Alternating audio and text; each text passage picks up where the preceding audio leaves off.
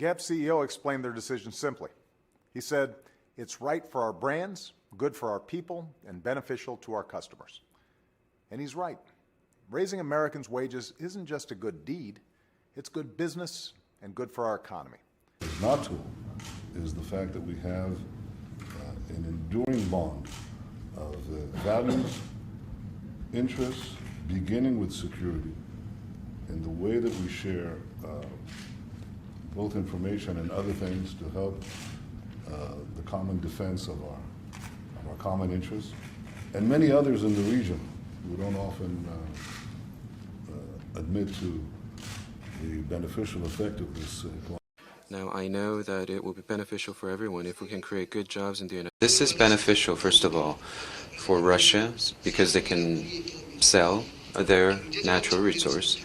Alliance and the relationship and the strengthening thereof is a...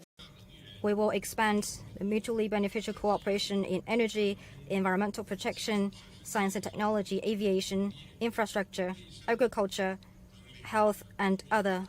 Over $2.4 billion worth of goods and services cross the border every day, evidence of one of the largest and most mutually beneficial trading relationships in the world.